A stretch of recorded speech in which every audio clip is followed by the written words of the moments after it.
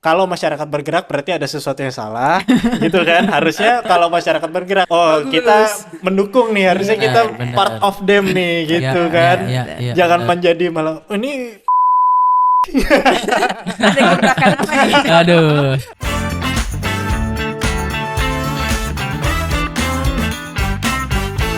kali ini kita kedatangan tamu spesial.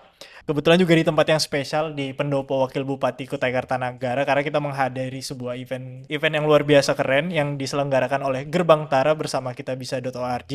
Nah, karena ini event yang menarik, jadi langsung aja ini di tempat ini juga kita langsung diskusi bikin podcast dadakan bersama Koordinator Konsorsium Gerbang Tara, Ai Natasha. Welcome sekali lagi Ai, dan Project Manager kitabisa.org Mas Reza Indra Adi Caputra. Selamat datang Mas di Kaltim. Terima kasih sudah diundang. Mas, ini menarik apa yang kita kerjakan hari ini dan 2 hari ini ya nanti ya.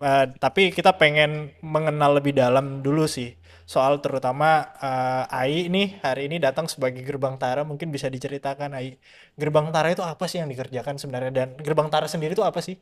Ya.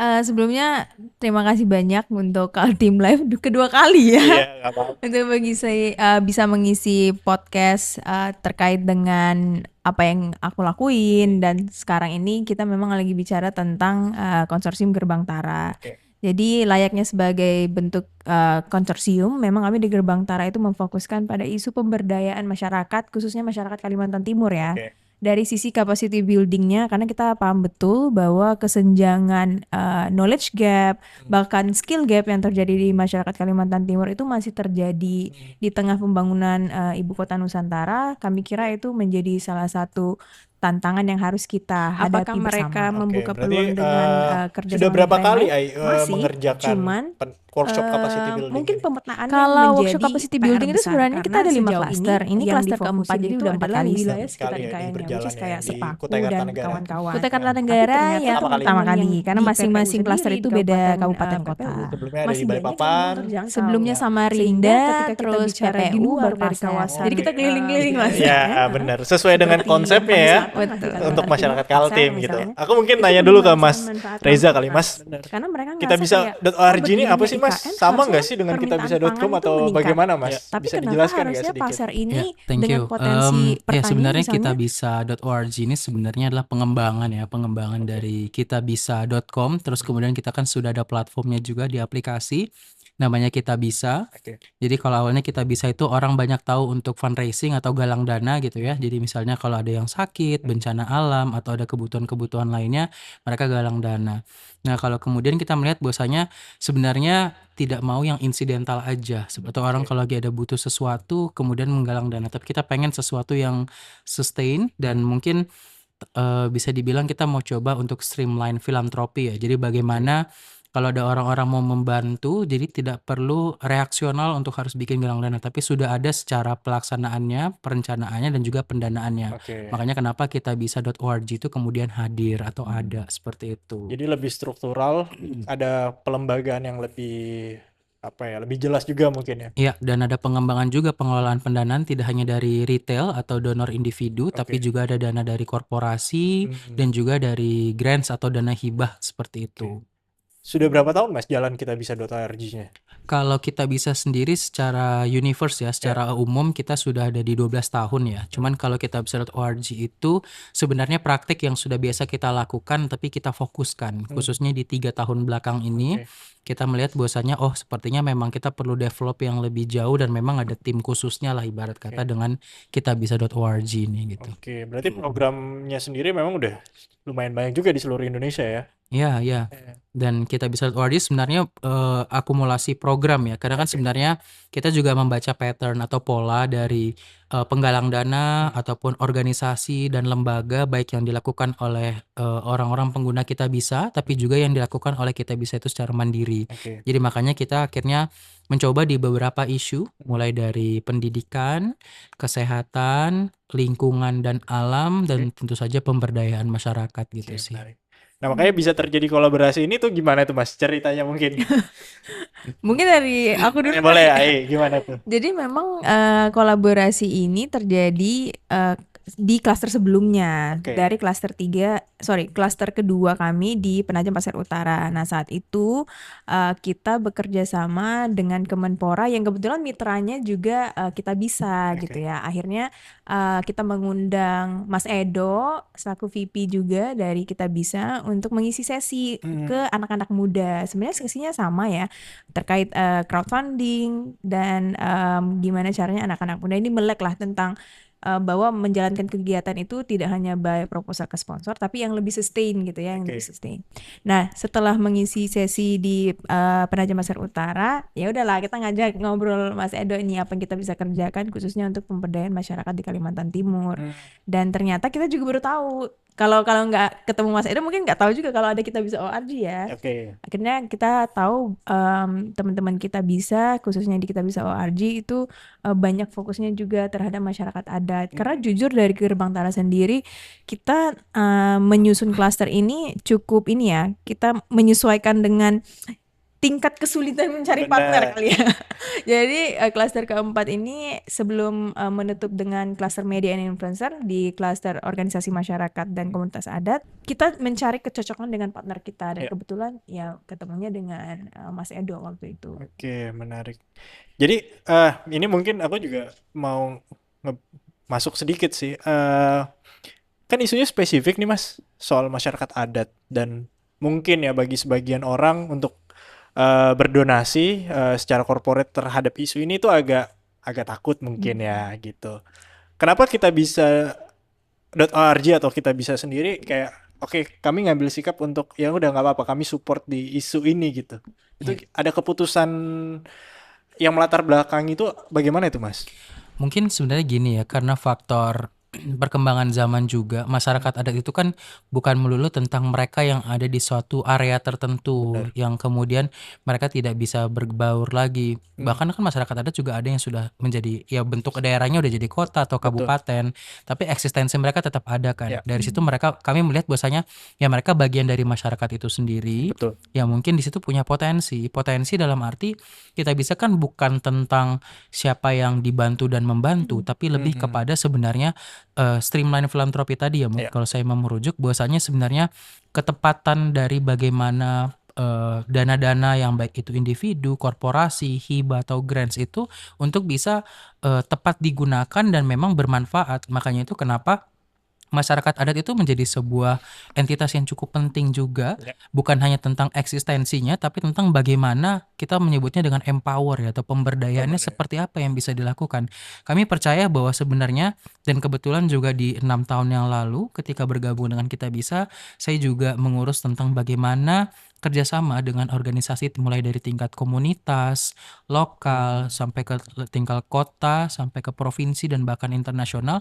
Kami melihat bahwasanya sebenarnya peran dari organisasi masyarakat seperti itu ya, dan mungkin spesifik juga masyarakat adat itu juga sangat memainkan peran yang sangat penting. Ya. Terlepas dengan era modernisasi, teknologi, segala macam, tetap saja pasti ada culture, Ya. kebiasaan, budaya ataupun adat yang memang pasti ada kelompok-kelompok tertentu yang punya pengaruh, dan makanya dari situ kami merasa penting untuk bisa ada koordinasi, komunikasi, dan tentu saja relasi lah ya, Ya. melalui program-program yang sudah dilakukan seperti Gerbang Tara ini yang kami support, kira-kira seperti itu. Setuju. Ada wisdom kali ya mungkin yang bisa kita tangkap dari komunitas masyarakat adat sebenarnya. Ya. Aku ngambil contoh kayak misalnya untuk menjaga hutan kita kan nggak perlu ahli soal kehutanan gitu. Betul. Kita bisa aja loh mencontoh pola bagaimana masyarakat Dayak pedalaman misalnya untuk menjaga hutannya mereka gitu kan. Ada wisdom seperti itu. Tapi mungkin kadang-kala kan kita tuh kayak ya mungkin ini pola pikir korporasi ya. Mereka itu sebagai pihak yang tidak mendukung korporasi. Kadang kan seperti itu ya. Aku cuma mau jadi devil advocate aja sih. Tapi mungkin kita bisa melihatnya karena tadi tujuannya jelas tadi kan untuk streamline filantropi tadi memang jelas tujuannya memang untuk empowering kan. Betul, setuju sekali. Apa sih sekarang urgensinya nih dari Gerbang Tara untuk ngadain workshop ini? Urgensinya pasti kita lebih ke pola pikir masyarakat dulu ya, karena ketika kita bicara tentang klaster organisasi masyarakat dan masyarakat adat, biasanya pola pikirnya ya kembali mereka itu outside of the stakeholder gitu. Sedangkan kita di sini mengajarkan bahwa mereka adalah part of the stakeholder. Jadi istilahnya mindsetnya mereka harus dirubah, tidak lagi short term ya, short term dalam artian ngasih proposal pengen bikin kegiatan tapi jangka pendek. Oke. Ketika kita bilang stakeholder kan berarti kan ada kepentingan masyarakat di dalam, dari sisi pemerintah, dari sisi private sector juga harus bergabung gitu di dalam ekosistem ini. Nah makanya di dalam setiap kegiatan Gerbang Tara dan klaster ini urgensinya adalah tadi ya Mas, untuk membentuk ekosistem tersebut tapi dimulai dari pola pikir. Makanya materi kita juga ada terkait log frame, bagaimana mereka menyuarakan aspirasi atau solusi yang sudah lama ingin disampaikan tapi dalam bentuk tertulis supaya terrecord dengan baik, dan kita juga bisa menyampaikan ke partner bahkan ke level pemerintahan dan otorita IKN ke depannya. Nah, karena Ai nyebut IKN, mereka ini kan bisa dibilang jadi yang paling terdampak ya. Apalagi terdampaknya mungkin dari sisi positif ataupun negatif, itu bisa diriset lah. Ya. Tapi bisa menjamin nggak bahwa apa yang kita kerjakan ini bukan simbolis, dan apa keterlibatan mereka itu lebih dari sekedar quote unquote bisa dibilang tanda kutip make up aja gitu ya. Kan kita nggak pengen nih pada ujungnya mereka hanya jadi penonton gitu Ya. kan. Itu yang jadi concern kita bersama gitu Betul. kan. Apakah bisa nggak supaya ini tuh nggak cuma jadi kegiatan sehari atau 2 hari gitu, tapi dampak nyatanya berkepanjangan gitu. Iya, saya kira itu kekhawatiran yang sering kita temuin di setiap klaster ya, dari klaster pertama sampai yang keempat ini, bahwa teman-teman delegasi ini juga punya harapan yang besar dengan kegiatan kami. Dalam arti mereka juga membutuhkan kepastian yang tadi gitu ya, dengan program ini apakah bisa jangka panjang dan lain-lain. Tapi kembali lagi yang kita sampaikan bahwa di awal ini kita itu kan berproses ya. Di awal itu kita mau delegasi yang bergabung di dalam Gerbang Tara Network ini paham bahwa tujuan mereka itu bukan based on individu, tapi based on kepentingan bersama, supaya nanti ketika sudah berjalan prosesnya tidak ada lagi tumpang tindih kepentingan individu di dalamnya. Karena sejauh ini yang menjadi challenge terbesar kita sebagai masyarakat Kalimantan Timur itu kan kita berjalan sendiri-sendiri ya, tidak collective action. Sehingga nilai-nilai kolaborasi yang harusnya bisa mempercepat sebuah perubahan itu jadi lambat ketika kita compare dengan provinsi yang lain atau ibu kota yang sudah dijadikan percontohan. Benar iya sih. Memang problematikanya di situ kan kadang. Nah, Mas Reza, keterlibatan kita bisa sendiri itu sejauh apa sih Mas yang bisa kita harapkan? Apakah misalnya pendampingan, bukan hanya dari sisi fundraising ya ataupun pendanaan gitu ya, tapi pendampingan misalnya atau pembangunan, terus misalnya membantu mereka membranding lembaganya misalnya, ataupun ada keberlanjutan gerak yang lain nggak Mas? Sebenarnya definisi streamline filantropi itu kan juga sebenarnya streamlining itu kan lebih mengarahkan untuk supaya tepat sasaran dan tepat guna ya. Jadi dalam arti aku ilustrasikannya seperti ini, kayak kalau terjadi ya amit-amit ya, misalnya terjadi bencana gitu ya, atau di daerah Kalimantan Timur, let's say spesifik di Tenggarong gitu ya. Kita kan biasanya akan melakukan penggalangan dana karena biasanya memang juga ada desakan ya dari netizen gitu ya, ataupun pendukung kita bisa untuk ayo bikin movement, bikin gerakan pendanaan penggalangan dana. Tapi kan kita juga perlu ya ada lembaga-lembaga yang mungkin bisa membantu mendistribusikan. Memang ada pemerintah, tapi tentu saja kan pasti tetap saja geraknya akan banyak oleh masyarakat juga. Nah, masyarakat-masyarakat lewat organisasi sosial ini yang sebenarnya banyak kita kolaborasikan untuk implementasi. Jadi memang itu hanya satu kasus. Bisa jadi ada hal lainnya. Misalnya, ternyata ada pendanaan dari korporasi yang memang kebetulan memang area operasionalnya ada di Kalimantan Timur misalnya. Dia ada indikasi untuk pengen, aku mau dong ada kegiatan pemberdayaan untuk masyarakat Kalimantan Timur sebagai bentuk CSR misalnya seperti itu. Nah, dari situ kan kita juga perlu ada social mapping ya. Bahwasanya sebenarnya kita bisa kita akan memelihara atau menjaga tata kelola penggunaan dananya dan pengukuran dampak, tapi di satu sisi kan akan lebih baik bisa berjalan dua arah. Tidak hanya kita bisa, karena kita kan dalam tanda kutip ya, itu kita bukan jadi tuan rumah di situ. Ya. Tentu kita harus menghargai masyarakat setempat yang mungkin secara kebutuhannya pasti kita memang melakukan asesmen, tapi kan pasti masyarakat setempat yang lebih tahu. Ya. Nah, makanya di situ kenapa kita bisa perlu adanya banyak teman. Ya. Kami sering bilangnya tuh kita harus banyak teman nih untuk di berbagai daerah, karena memang di seluruh Indonesia memang kami punya ada relawan, tapi di satu sisi kami percaya bahwasanya kita bisa itu adalah intermediary atau penghubung. Ya. Kita adalah penghubung bagaimana orang-orang yang ingin membantu ya, dan siapa yang mau melakukan, dan tentu saja siapa yang dibantu. Itulah makanya definisi streamlining filantropi itu di situ. Ya. Karena di satu sisi dari kita bisa sebenarnya bukan tentang siapa yang terbantu dan siapa yang membantu, tapi lebih kepada bagaimana memastikan semua prosesnya itu berjalan dengan baik, khususnya karena reputasi dan juga bagaimana penggunaan dana untuk tepat guna itu yang kami tekankan ya sebagai fungsi dari kita bisa itu sendiri. Nah itu Mas, karena kan bukan mostly juga sih, sebagian mungkin ada beberapa korporat ataupun individu yang filantropi gitu ya, mau menggelontorkan dananya untuk kepentingan sosial, tapi kan ada kekhawatiran transparansi. Kita bisa gimana itu Mas, menjabarkan dan memastikan bahwa anggaran ini tepat guna loh, tepat sasaran juga loh gitu. Itu gimana itu Mas? Ya, kebetulan kalau lewat aplikasi misalnya ya, kita di situ biasanya kita akan bikin galang dana dan kita punya fitur namanya update kabar terbaru. Oke. Jadi tidak hanya tentang bagaimana uangnya sudah dicairkan berapa, tapi didistribusikan kemana, digunakan untuk apa, bahkan sesampai ke level misalnya ya kita memang ada perlunya misalnya ya memang ada kontribusi tertentu dari korporasi tertentu yang memang perlu dipublikasikan, akan kita publikasikan. Tidak hanya lewat fitur di aplikasi, tapi tentu aja publikasi-publikasi media yang dilakukan juga oleh kita bisa melalui kanal-kanal sosial media kami ya, seperti itu. Jadi di situ aspek transparansinya berjalan Ya. dan itu menjadi win-win solution juga, karena kadang tidak hanya tentang bagaimana distribusi bantuan, biasanya misalnya kita posting nih misalnya di Instagram atau di Twitter atau TikTok, biasanya reply komennya akan berisi tentang misalnya oh daerah ini belum terbantu misalnya kalau Ya. konteks tadi bencana ya, atau mungkin oh ini kita juga ada fitur namanya abuse report. Ya. Jadi abuse report itu di fitur kita bisa ada misalnya laporan penyalahgunaan penggunaan dana gitu atau mencurigakan misalnya kayak gitu. Tapi di satu sisi juga comment section dari setiap sosmed yang kita posting itu juga bisa jadi validasi untuk ini udah benar belum ya. Jadi ada report dari masyarakat dan pengguna juga Mas ya gitu ya. Betul. Jadi reciprocal. Jadi saling gitu. Kita merasa bahwasanya kita bisa tidak merasa paling benar, tapi lebih kepada kita juga membuka ruang adanya laporan-laporan dan tentu saja untuk sebagai transparansi dan mungkin juga menjaga perasaan dari orang yang memang sudah benar implementasikan.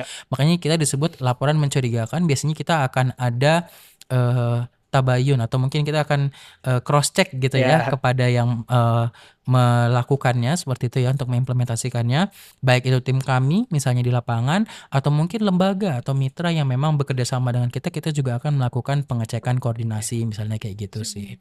Mas, kalau dari sisi apa yang sedang kita lakukan hari ini, sejauh mana sih Mas sulitnya untuk mendapatkan penggalangan dana terutama kepada komunitas adat, organisasi masyarakat dan lain-lain tuh sulit nggak Mas? Atau sebenarnya karena tadi kan Mas, kan kita baru selesai sesi ya Mas Reza tadi kan ada nyebut bahwa negara kita ini turun ya secara peringkat indeks kedermawanannya gitu. Iya. Sulit nggak Mas sekarang? Mungkin karena faktor ekonomi juga kali ya? Ya, sebenarnya begini ya. Faktor ekonomi ya kita tahu memang semua daya beli dan segala macam, tapi yang perlu diketahui juga sebenarnya keinginan orang untuk membantu itu tidak berkurang. Tapi yang pengen kita naikkan levelnya adalah sisi trust-nya atau kepercayaannya. Nah, makanya itu kenapa dari kita untuk apa tadi namanya terkait dengan masyarakat adat itu kita bukan memposisikan sebagai subjek yang harus dibantu, tapi mereka itu kita pahami kebutuhannya apa. Kami ambil contoh kita misalnya melakukan namanya beasiswa tunas. Beasiswa tunas itu kita berikan bantuan kepada masyarakat adat ataupun kelompok masyarakat di daerah tertentu gitu ya, Ya mungkin, oh ternyata kenapa sih misalnya ya isunya kan mereka menebang hutan sembarangan. Padahal kan kalau kita lihat sebenarnya ya individu tidak akan sebanyak apa sih Iya. mereka Iya. menebang pohon. Dan kita cari tahu sebenarnya apa ya alasan mereka menebang hutan. Oh ternyata ada momen-momen tertentu misalnya untuk anak sekolah baru masuk Iya.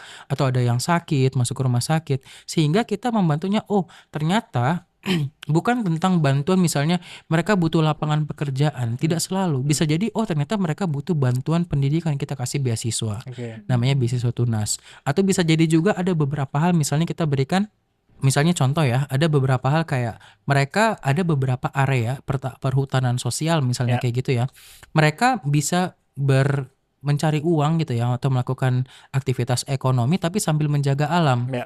Misalnya mereka bisa nanam kopi Ya. gitu ya, tapi di satu sisi diatur misalnya dari secara luas areanya, terus Benar. harus ada tidak hanya tanaman produktif seperti kopi tapi harus ada tanaman tegakan untuk Ya. menjaga misalnya sumber airnya tetap ada, Benar. kelestarian hutannya tetap ada. Di situ kita modalin misalnya usahanya. Jadi supaya bisa berjalan dua arah, lingkungannya terjaga, tapi di satu sisi aspek yang bikin mereka merusak lingkungan itu juga tertutup atau Ya. tercover Ya. kayak Ya. gitu. Ya. Kita kasih modal usaha untuk nanam kopi dan Oke. akhirnya jadi mereka tidak terpikirkan lagi untuk menebang hutan, menebang pohon atau merusak hutan, tapi lebih kepada oh ternyata bisa ya hidup berdampingan Ya. seperti Ya. itu. Ya. Jadi karena kan itu ya, aku agak sedikit geser ke AI lagi ya. Karena kan kalau kita lihat nih ya, apalagi dengan yang dipaparkan oleh Mas Reza itu kan isu IKN ini dianggap sebagai sebuah apa ya,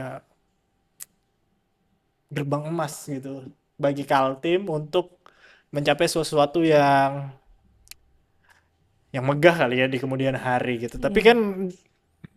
Tapi kita tahu sendiri bahwa tantangannya masih sangat besar, terutama bagi Betul. masyarakat lokal, bukan hanya yang ada di perkota, bukan hanya yang bagi yang masyarakat adatnya aja, yang di perkotaan pun juga bahkan masih punya tantangan gitu. Nah, eh menurut kamu, menurut Gerbang Tara gitu ya, di mana posisi kita ini masyarakat lokal ini dalam peta besar ini sih, gimana sih? Jadi kalau kita bicara tentang pemerataan kesempatan ya, itu memang akan berbeda dari satu kabupaten ke kabupaten lainnya, bahkan satu kota ke kota lainnya. Jadi sebenarnya challenge terbesar itu adalah di integrasi sistem kerjasama dan kolaborasi, Ya. ya kan? Yang saat ini karena aku juga melakukan penelitian secara akademik tentang integrasi regional tersebut ya, bahwa antara masyarakat dengan otorita IKN ke Pemprov, ke Pemkap, ke Pemkot Ya. gitu ya, itu kan banyak ya di Banyak banget. dalamnya. Itu semua ternyata saling terhubung dan Oke. ternyata di line antara masyarakat ke pemerintahan bahkan ke private sector itu tuh selalu ada yang putus gitu ya. Itu sebenarnya tantangannya di dalam menyiapkan kesetaraan kesempatan tersebut. Tapi memang kalau bicara dari dampak nyatanya, apakah memang ini menjadi gerbang emas atau justru sebaliknya, itu sebenarnya kembali lagi ke kita sebagai masyarakat, apakah bisa menangkap peluang itu atau enggak. Karena kan memang kita sebagai individu ya, kalau bicara secara individu ya, kita harus tahu apa yang dibutuhkan oleh misalnya otorita IKN atau misalnya perusahaan yang berdiri karena ada investor di kawasan IKN gitu ya. Karena kan sering terjadi kalau masyarakat adat adalah selain dari isu lahan ya, yang terjadi adalah mereka ingin mempekerjakan anak-anak muda misalnya, pemuda adat misalnya ya, ternyata skillnya itu nggak masuk dengan yang dicari oleh private sector yang memang mendirikan perusahaan misalnya. Pun sebaliknya misalnya dari sisi pemerintahan, otorita IKN gitu ya, mereka kan saat ini cukup terbatas ya, orang yang mereka pilih adalah yang mengikuti seleksi, misalnya untuk jadi ASN dan lain-lain gitu. Apakah mereka membuka peluang dengan kerja sama mitra yang lain? Masih, cuman mungkin pemetaan yang menjadi PR besar karena sejauh ini yang difokusin itu adalah wilayah sekitar IKN-nya, which is kayak Sepaku dan kawan-kawan. Tapi ternyata teman-teman yang di PPU sendiri, di Kabupaten PPU, masih banyak yang belum terjangkau. Sehingga ketika kita bicara di luar dari kawasan wilayah IKN, seperti yang paling selatan lah di Kalimantan Timur, Pasir misalnya, itu belum merasakan manfaat langsung, Bener, Mas. bener. Karena mereka ngerasa kayak, oh berdirinya IKN harusnya kan permintaan pangan itu meningkat. Ya. Tapi kenapa harusnya pasar ini dengan potensi pertanian misalnya beralih menjadi kawasan pertambangan misalnya seperti itu ya. Ya. Ada demand and supply yang nggak match di industrinya juga di SDM-nya. Ya. Nah itu kan tidak hanya dari satu sisi ya, misalnya hanya Gerbang Tara karena kita mewakili masyarakat, dari kita bisa sebagai partner kita, tapi juga ekosistem yang ada di Kalimantan Timur. Ya, ya, ya. Ya. Ya benar, karena kan apalagi tadi kan kita bisa bilang bahwa ini kan 2028 pekan ini kan Pak Presiden Prabowo kan baru menaikkan tuh surat keputusan presiden ya. Ya. Bahwasannya 2028 IKN itu akan jadi ibu kota politik. Kita nggak tahu sih actionnya gimana, cuman kita berharap aja lah. Iya. Kita nggak tahu juga ibu kota politik itu seperti apa gitu. Betul. Iya, iya, iya. Nah, 2028 tuh sekejap mata itu. Sebentar aja itu. 3 tahun ya. Iya, nggak berasa itu. Benar 3 tahun doang ya. Nggak berasa. Nah, kondisinya apalagi aku nggak tahu ya gimana. Mungkin dengan narasi seperti ini gitu, apalagi dengan narasi besar pembangunan itu, mungkin nggak bakal suara-suara yang lokal nih malah justru malah semakin tergerus, Ai. Hopefully not. Oke. But we don't know. Hopefully ya. Kita kan harus positif dulu ya. Iya. Tapi gimana? Tantangan untuk terus memperjuangkan itu kan tetap perlu dilakukan. Ya betul. Itu gimana kalau dari Gerbang Tara sendiri? Ya, perpindahan ibu kota ini kan sebenarnya sudah perencanaan yang lama ya. Maksudnya sudah direncanakan untuk berpindah, tapi kebetulan saja dipindahkannya di Kalimantan Timur dengan kesiapan masyarakat dan juga penunjangnya lah ya, seperti itu. Tapi kalau dibilang apakah akan tergerus karena misalnya memang ada oknum atau memang masyarakat yang merasa belum menerima manfaat, itu pasti akan ada aja di setiap Pasti. prosesnya. Karena pembangunan IKN masih tahap pertama. Ya. Dan masih ada 4 tahap lagi menuju suksesnya perpindahan ibu kota. Karena kan 100 tahun kita Indonesia merdeka nih baru bisa melihat. Ya. Nah di tengah mempersiapkan perpindahan tersebut, kita itu memang banyak memfokuskan pada pembangunan infrastruktur fisiknya. Seharusnya kalau kita berkaca dari negara maju, SDM-nya yang dipersiapkan.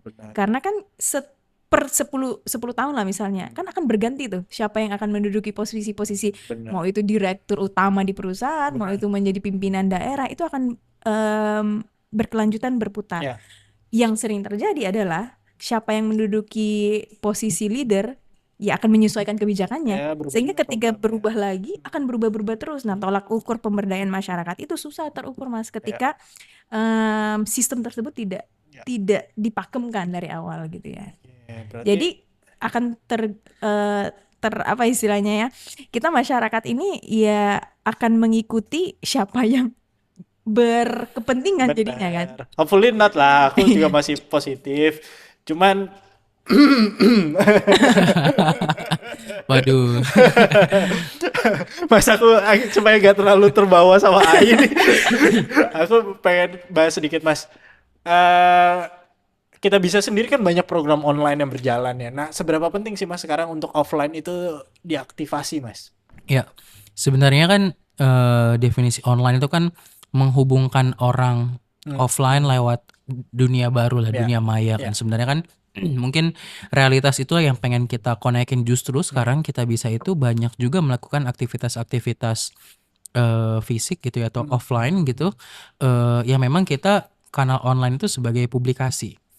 Saya ambil contoh misalnya ada beberapa korporasi yang mungkin mereka itu terlibat atau ngajak kita bisa gitu ya, ataupun kita yang mengajak gitu untuk terlibat dalam aktivitas offline. Kenapa? Karena mereka pengen ya, misalnya contoh ada engagement employee activity. Jadi kayak misalnya daripada outing keluar kota yang mungkin juga exhausting, ngambil ya capek, tapi paling enggak mereka pengen ada nilai lebihnya. Misalnya mereka jadi merasa ada bermanfaat ya. Ambil contoh misalnya sesimpel karaokean bareng kakek nenek yang ada di panti jompo, panti lansia, yang mereka oh happy ya, nggak cuman bantuan sarana prasarana ataupun mungkin bantuan logistik yang diperlukan oleh si panti lansianya, tapi juga oh ternyata ada kebermaknaan hidup dengan mereka bisa tahu oh ternyata berinteraksi dengan kakek nenek, karaoke bareng, terus nyanyi-nyanyi atau aktivitas aktivitas bareng yang dengan itu jadi bermakna buat mereka untuk oh gue ternyata masih bermanfaat ya untuk sesama manusia. Atau misalnya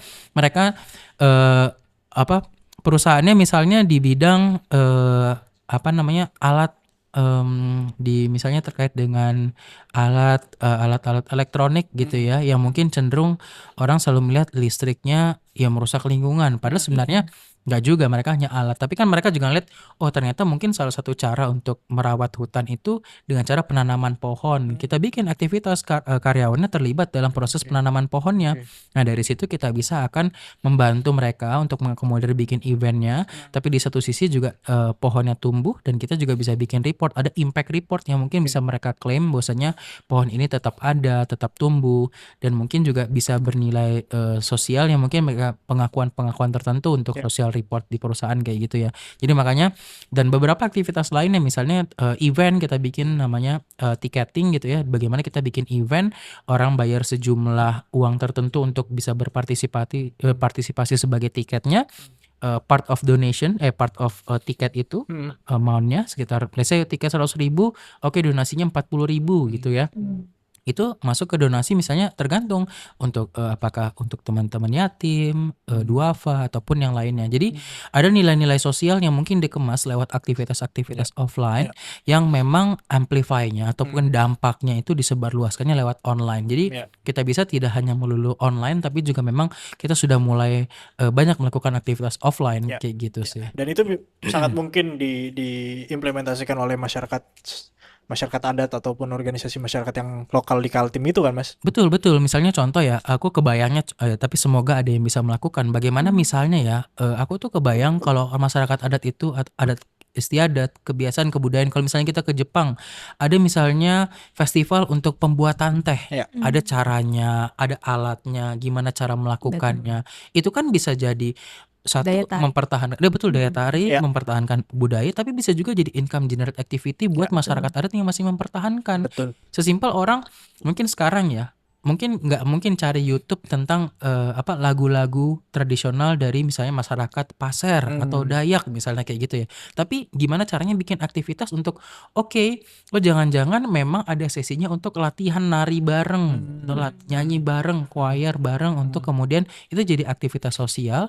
Jadi adatnya tetap terjaga, masyarakat kota bisa jadi tahu oh seperti ini ya caranya, sehingga mereka bisa posting di sosial media. Itu kan jadi banyak ya. Itu menjadi istilahnya efek bola salju yang sangat positif yang berawal dari sosial tapi juga bisa bernilai ekonomi, tapi di satu sisi secara adat, budaya, kebiasaan itu juga tetap terempower atau terberdayakan kira-kira. Mungkin nggak Mas efek itu tadi itu sampai ke tahap pengambilan kebijakan? Ada contoh nggak yang pernah dilakukan kita bisa ataupun mungkin ya kita, kalaupun nggak ada contohnya kita bisa mungkin tadi ngambil contoh gitu agar ini tuh nggak cuman jadi tatanan di masyarakat aja gitu, tapi ataupun budaya ataupun efek-efek simultaneous dari ekonomi aja, tapi juga ditetapkan jadi sebuah kebijakan gitu oleh baik pemerintah daerah maupun sampai pemerintah pusat gitu Mas. Ya itu mungkin sebenarnya upaya-upaya yang dilakukan lewat kitabisa.org ya, dan mungkin salah satunya lewat Gerbang Tara juga misalnya kan, karena tujuan akhirnya kita tahu Gerbang Tara memaparkan bahwasanya misalnya sebagai bentuk nanti ada diseminasi misalnya kepada pemerintah, karena kan upaya-upaya ini yang kami percaya sebenarnya bukan bersifat tunggal atau datang dari kita bisa sendiri. Makanya kenapa kita perlu menggandeng berbagai pihak atau stakeholder, baik itu masyarakat, ya mungkin yang banyak yang sebutnya dengan pentahelix ya, dengan organisasi-organisasi kemasyarakatan yang mungkin itu pada akhirnya bisa menjadi sebuah kebijakan diadopsi atau diadaptasi. Karena menurut saya sebenarnya tidak ada hal baru di kolong langit ini, cuman tinggal bagaimana pengambil kebijakan itu bisa melihat dan bisa mengadopsi misalnya seperti itu ya. Dan kalau dari kita bisa sendiri sebenarnya kita mengupayakan hal-hal baik tersebut makanya balik lagi ke streamlining filantropi untuk kemudian aktivitas-aktivitas itu yang mungkin bisa jadi kita bisa akan melihat sebuah pattern yang mungkin akan kemudian diusulkan misalnya seperti itu ya. Misalnya contoh kepada masyarakat adat, oh ternyata bagaimana pelibatan masyarakat melalui donasi tapi sistem tiketing tapi juga bisa bermanfaat, itu bisa jadi jenis pendapatan baru untuk organisasi masyarakat yang ingin mempertahankan adat misalnya. Atau mungkin yang paling spesifik mungkin tadi lewat diskusi ya tadi bahwasanya oh ternyata mereka sudah paham tentang bagaimana fundraising dan bagaimana pengelolaannya, tapi ternyata tidak dikenal luas secara Indonesia, hanya di Kalimantan aja terbatas kayak gitu. Sesimpel kayak kita bisa kemarin bikin ya, kita ada modul inkubasi namanya Bisa Berdaya Fund. Itu dimana kita menjaring ya, kita mengundang semua teman-teman se-Indonesia kalau mau bikin ada program pemberdayaan apa kepada masyarakatnya gitu ya di berbagai bidang sosial untuk supaya apa? Supaya masyarakatnya mereka mungkin punya keterbatasan di dana tapi mereka punya historical yang memang sudah konsisten dilakukan. Contoh kayak misalnya ada yang di Papua, menarik. MBG berjalan, yes, tapi artinya mereka sudah lakukan effort juga berbarengan mirip waktunya dengan MBG di mana mereka di Papua di Bovendigul misalnya kayak gitu ya, itu mereka melakukan intervensi sarapan karena lihat anak-anak sekolah tuh berangkat nggak sarapan. Padahal kita tahu Papua mereka harus berjalan cukup jauh misalnya ke sekolah, memakan waktu, butuh tenaga kan. Jadi ibu-ibu itu dikasih sarapan gitu ya untuk anak-anaknya, tapi lewat ada satu entitas lembaga yang dia jualan pulsa. Tapi sebagian keuntungan dari penjualan pulsanya disisihkan untuk si ibu-ibu supaya bisa masak dan distribusi ke sekolah-sekolah itu buat anak-anaknya bisa ada sarapan. Menurut kami kan itu jadi sangat bermakna ya, karena sebenarnya langkah kecil sebenarnya yang dilakukan itu ada di Indonesia, tapi itu yang kita perlu cari nih. Nah, dengan cara berteman seperti itu. Dan disebarluaskan kali ya. Jadi gaungnya itu nggak cuman hanya terdengar di sekeliling kita aja. Kendalanya kan kadang kita ini orang-orang yang kerja di media lah bahkan ataupun NGO itu kan ya kita diskusi di lingkungan kita aja gitu. Kalau menurut saya anak umur 5 tahun tahu program itu, nah itu baru artinya program itu dikenal luas oleh masyarakat luas. Anak umur 5 sama ibu-ibu umur 60, 65 tahun. Artinya kan udah grassroots banget nih. Gitu. Itu sih yang menurut saya perlu juga gitu. Artinya memang PR-nya adalah tadi membuka bottleneck tadi itu supaya orang lebih banyak tahu. Kayak tadi saya baru ngobrol nih sama salah satu delegasi, ternyata sedang ada upaya untuk merevitalisasi bahasa Kenyah. Saya baru tahu programnya nih Mas. Serius, di Kaltim. Wah menarik tuh Pak. Artinya informasi itu kan tidak pernah terserap selama ini dan tidak pernah tersampaikan. Iya, gaungnya ya. Benar gitu. Nah, ya kita harapannya supaya ini tuh semakin masif lah ya pekerjaannya. Mas Reza ini kan udah berapa kali ke Kaltim ya? Iya. Gimana nih Mas ngelihat kondisinya dan apalagi udah diajak langsung sama Gerbang Tara, bakal ngelakuin program atau kolaborasi ke depan lain-lainnya nggak? Dan melihat Kaltim ini apa yang kiranya perlu kita bareng-bareng deh kita dorong pemberdayaannya gitu. Ya sebenarnya di Kalimantan itu kita pernah melakukan beberapa aktivitas ya. Mungkin tadi sempat ada forumnya juga aku ceritakan, kita ada misalnya program namanya Teach for Hope.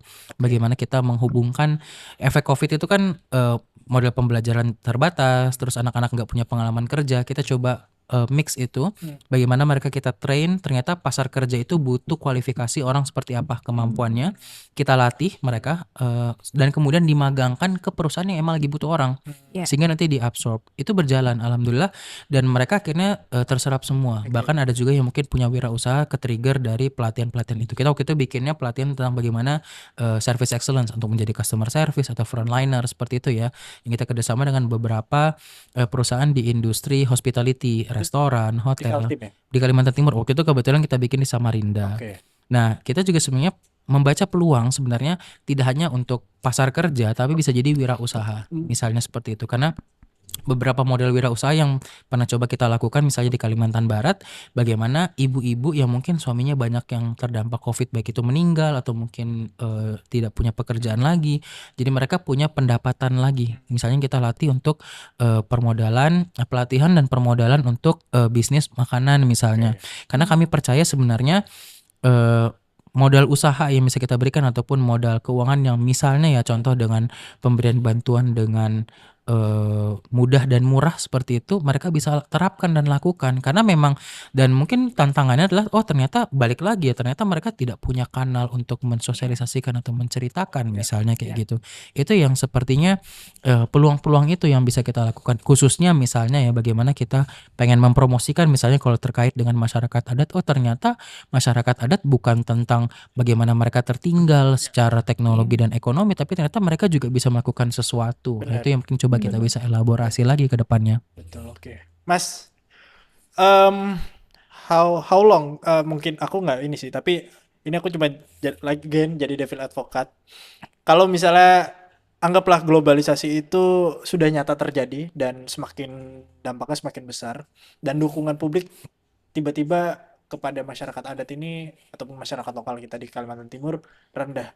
Mungkin nggak kita bisa itu masih berdiri di samping mereka Sebenarnya kan atau tetap berjalan aja dengan dinamika yang terjadi, bukan beradaptasi ya, tapi mempertahankan yang sudah ada dan beradaptasi dengan perkembangan zaman kan, seperti itu ya ya yang dibutuhkan. ya sebenarnya kan tujuan adanya kita bisa itu kan balik lagi ya prinsipnya kita intermediary Mas.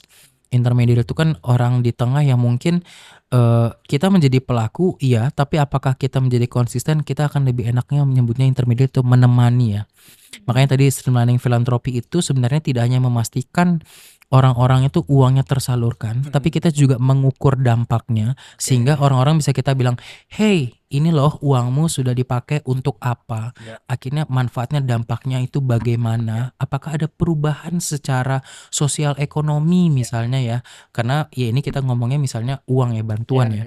Sehingga bisa tahu oh ada perubahan misalnya ya, oh ternyata dari yang tadinya dia pengangguran dia jadi bisa punya kerja. Bahkan yang menarik misalnya di Lampung ya, dari yang anaknya dia cuma lulusan SD bahkan tidak selesai, tapi karena dia suka designing, kita konekin lewat model pelatihan kita, dia bisa bekerja di sebuah lembaga lokal untuk kemudian naik level dari yang awalnya staff untuk sampai menjadi CMO atau Chief Marketing Officer.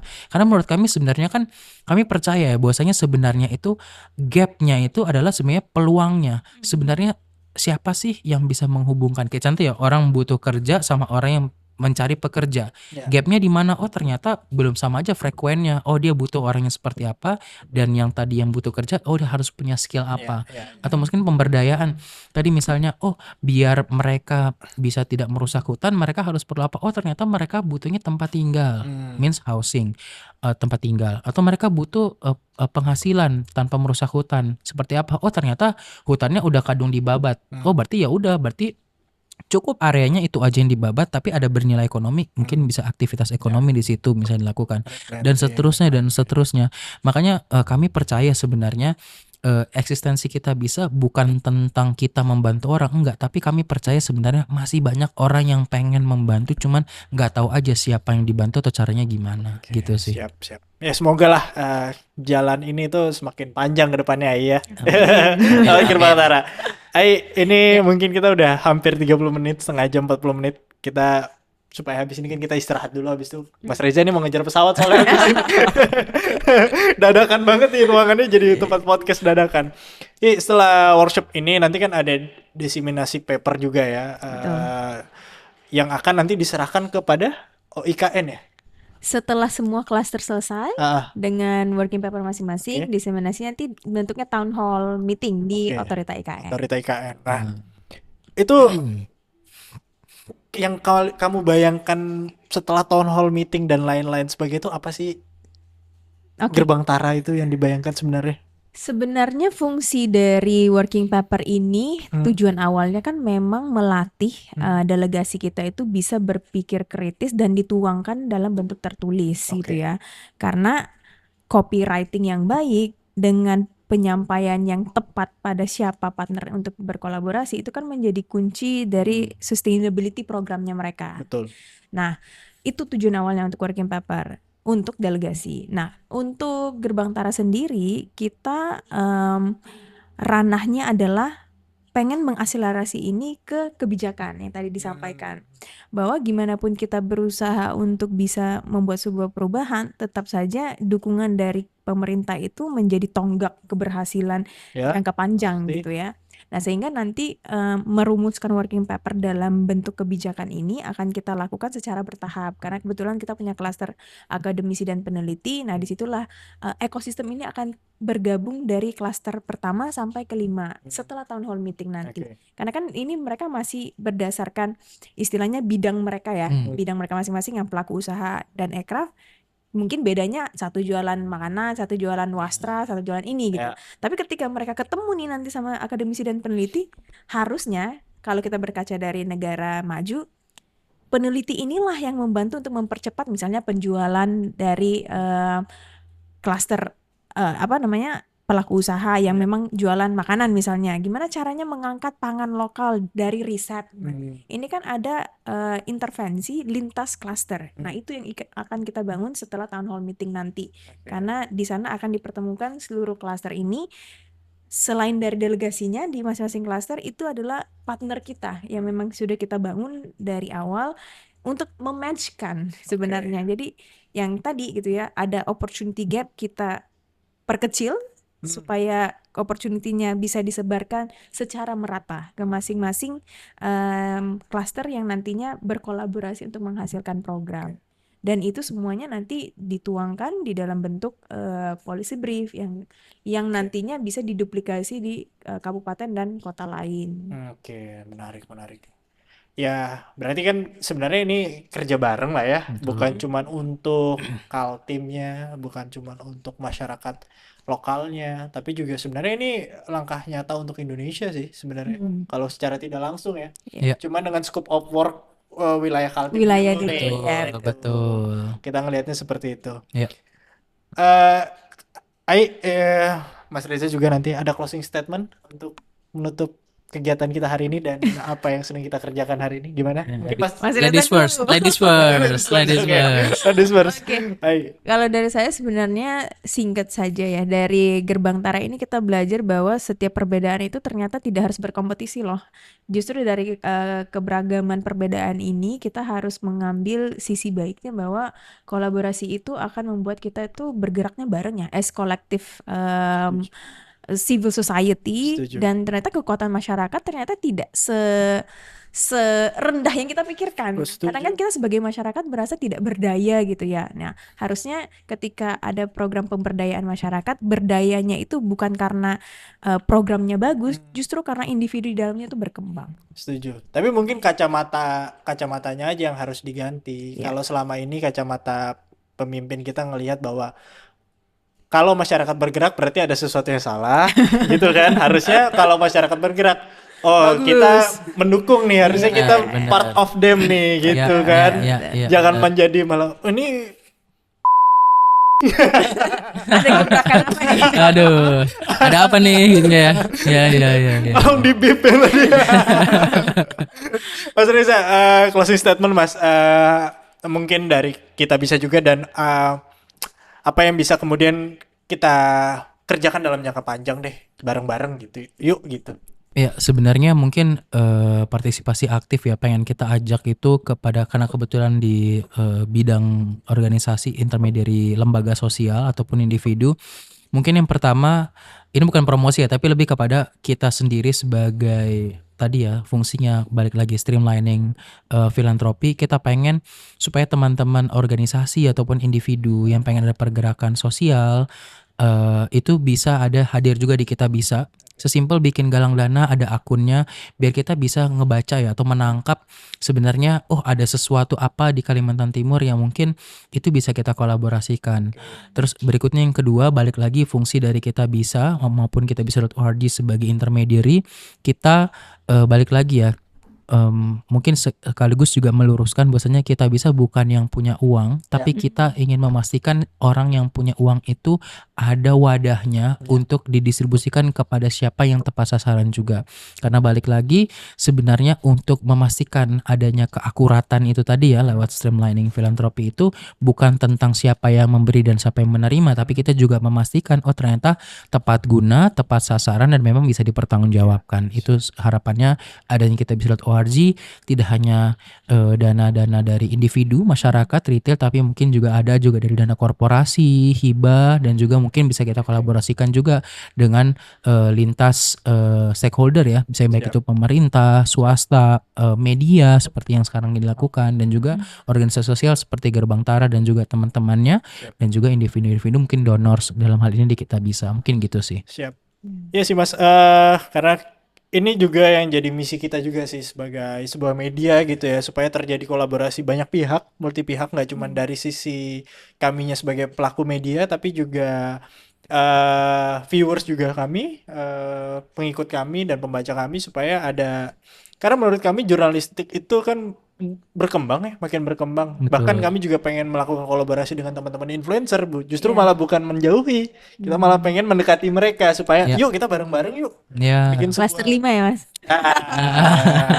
bikin sebuah informasi yang mungkin selama ini tidak pernah ditahu masyarakat, kita olah bareng yuk gitu. Ya, ya sesuai segmen influencernya ya. Setuju, benar. Karena beberapa hari yang lalu saya baru ngobrol sama teman-teman influencer foodies misalnya. Selalu ada banyak pertanyaan. Kalau ke Balikpapan atau ke Kaltim makannya apa sih? Ya. Bingung kan gitu. Benar. Kenapa nggak kita coba olah bikin program yang kalau ke Kaltim wajib makan ini misalnya seperti itu. Dan tapi memang itu benar-benar kita sahkan sebagai sebuah makanan yang menjadi Khasnya gitu ya. gitu. Tapi kan itu kan perlu archiving gitu kan, Iya. perlu program yang jangka panjang tuh, Betul. nggak cuma short term doang gitu. Iya. Tapi ternyata mereka mau kok bergerak gitu. Seperti itu contohnya. Jadi kan ada kolaborasi gitu dengan mereka juga jadinya. Itu sih Mas Reza. Ya. Sekali Menarik lagi sekali. jangan jerah Mas datang ke Kaltim. Iya, senang banget bisa datang Datang lagi. langsung ya nanti. Benar. Ya, kita ngobrol-ngobrol lagi gitu. Iya, betul. Ya semoga kalau teman-teman ataupun yang lainnya mau mencari informasi untuk fundraising atau apa bisa di mana Mas? Kalau di website kitabisa.com, Wah. tapi kalau untuk aplikasi ada di Apple App Store maupun iOS maupun Android gitu, Ya. ada juga Kita Bisa. Ya. Kalau untuk movement kita tadi ya, misalnya kolaborasi dengan lintas sektor ya, baik itu korporasi ataupun juga dengan dana hibah ataupun sejenisnya, itu bisa ke kitabisa.org. Itu ada program-program yang memang diimplementasikan oleh Kita Bisa atau kita lewatin kitabisa.org gitu. Betul. Bisa follow media sosialnya juga ya di. Betul, di kitabisa.org ada. Ada ya. Kita bisa org sih. Ai, ini gimana Gerbang Tara? Apa yang bisa dibagikan lagi selanjutnya? Pastinya untuk masyarakat Kalimantan Timur per apa ya? Per hari ini gitu ya, Gerbang Tara mungkin belum bisa secara masif gitu memberikan dampak, tapi kita berharap lewat delegasi yang kita bangun, mereka lah local champion kita yang akan menjadi mitra-mitra kita di masing-masing kabupaten kota. Stay tune untuk program-program mereka yang brilian-brilian yang pastinya akan kita kolaborasikan bersama. Benar. Untuk siapa aja delegasinya, kepada mitra-mitra yang sekiranya ingin mengajak kerjasama dengan delegasi, biasanya kita fasilitasi ada di website, jadi tinggal diklik aja profilnya, nanti akan muncul profil komunitasnya, terus landing page-nya ke Instagram mereka gitu. Jadi kita tidak hanya Gerbang Tara berdiri sendiri, tapi kita memfasilitasi teman-teman delegasi dan organisasi yang mereka bawakan. Untuk cari informasi Gerbang Tara juga bisa langsung ke Instagramnya Gerbang Tara, gerbangtara.id gitu ya. Gerbangtara.id. Siapa tahu teman-teman ada yang tertarik untuk mengikuti salah satu kegiatannya nanti di kemudian hari bisa tahu gitu ya. Betul. Oke, Mas Reza. Ya. Ai, thank you sekali lagi di waktunya di tengah-tengah kegiatan nih kita nih, masih ada kegiatan lagi selanjutnya ya, masih di Kutai Kartanegara ini. Mungkin semoga video ini jadi banyak bermanfaat ya, bukan hanya untuk penonton Kaltim Live, tapi juga orang-orang yang mungkin selama ini masih belum banyak mengetahui how to collaborate or elaborate their program supaya jadi lebih masif gitu Mas. Karena selama ini ya seperti apa yang Ai katakan, masih banyak bottleneck yang jadi kendala buat mereka untuk aku harus kemana ya untuk bergerak ya dan lain-lain. Mungkin melalui Kita Bisa, melalui Gerbang Tara nanti bisa difasilitasin gitu kan. Jadi kolaborasi jadi makin keren lah gitu di kemudian hari gitu. Oke, makasih lagi atas waktunya. Terima kasih juga untuk terima kasih. Sampai jumpa di episode selanjutnya teman-teman. Thank you, bye-bye. Terima kasih.